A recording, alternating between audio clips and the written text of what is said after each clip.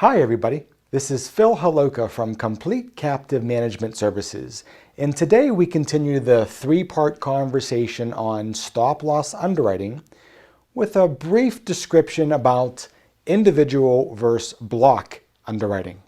So let's jump right in. So individual underwriting to us may mean something different to other underwriters, but let's demonstrate our version of what individual versus block underwriting means. So generally speaking, an individual is an employer, and that employer will go through the underwriting motions to receive a proposal. And within that proposal, there are premiums, and then there are what we call ag factors in the medical stop loss space. The manual creates those. This is the process in which a manual receives the data and then ultimately spits out the output. So, within our manual, a group of 300 employees, we're going to input the zip code, the age, gender, makeup, and the plan design. Now, there are a few other attributes, but these are the big ones. We're going to input that data and it's going to spit out a manual quote.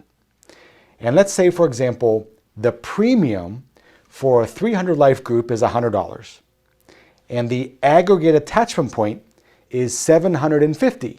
Now these are all PEPM, high level values. And then we have to drill down. We've got to take that $100 manual rate and apply certain attributes. Some of those attributes are the individual's experience and various other ones. And those attributes could be policy term, policy length, special conditions, etc., etc. So we apply either a load or a discount. A load is represented as 1 point something. A discount is represented as 0 point something. And then lastly, we have what's called a market adjustment. If we are eager to capture the business, we will adjust this in a certain manner, up or down. Because what MedTrans doesn't want to happen is we don't want to be so far out of the market that we'll never get a client. And we don't ever want to be so far under the market that maybe we missed something that other carriers saw that we didn't see. So the market adjustment has a very narrow adjustment. So we can give, 0.5% or higher market adjustment. That market adjustment, along with these other specific experience adjustments, ultimately spit out a premium. Okay? The aggregate works in a very similar light. We take zip code, age, gender, plan design, put it into the manual, and it's going to spit out practically identical stuff. And then we have to apply that group's experience. So in this example, experience 1 and 2 represent very attractive demographics or very attractive experience. These two are in line. So the manual then ultimately will spit out a value of $747, which is a little bit of a discount from the manual rate. And then what we got to do is we got to break it up into the tiers.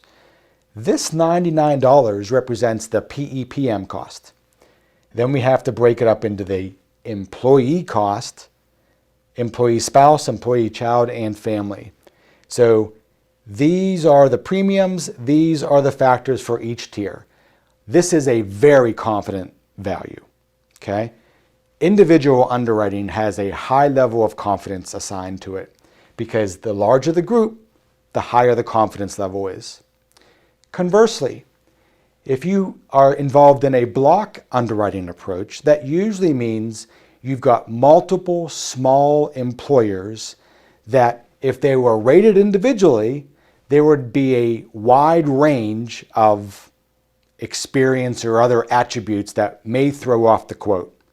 For example, The block underwriting for a 20 life group is very similar, okay? Because I don't care if you have 300 employees or 20 employees, if they're in the same zip code, they're going to get rated the same way. Same with age, gender, same with plan design. So those attributes don't really take in consideration the manual effect. However, experience is where you're going to get derailed very quickly in a small group. In this example, if I were to rate these guys as an individual, this guy has demonstrated a very unfavorable experience. But these two attributes were pretty favorable. But what's going to happen is this quote for the individual of 20 employees is going to be so high because of these two things. That if I am interested in capturing the business, I have to adjust the market factor really low. And I can tell you, regulators and shareholders and fellow captive members, they look at this. This is bad. So even if I discounted down 10%, I'm arriving at a premium of $115 when this guy over here was $99. This is probably not going to convert to a policy.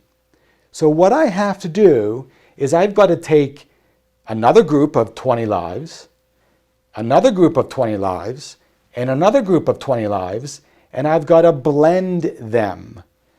So this guy over here has phenomenal experience. He's priced way under where he probably should be because of good experience. So member, this guy number 2 is blended with member number 3, who's kind of on par. And then member number 4 is like perfect according to our manual. So we've got to add these 3 groups with this one who's bad and divide it by 4 because there's 4 groups in that population. This is good for this guy, not so much for that guy, because this guy has good experience and therefore is subsidizing their good experience for this guy. Unhappy, happy. Because what happens is everyone in this group will ultimately get a premium here of 102. Okay? So this guy's now underpaying what his risk is by a factor of $13 PEPM.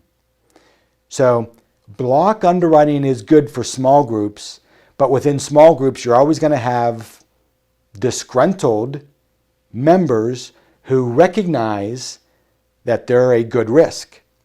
And that's why small group fully insured does not share claims experience like this with small group because of this anger factor.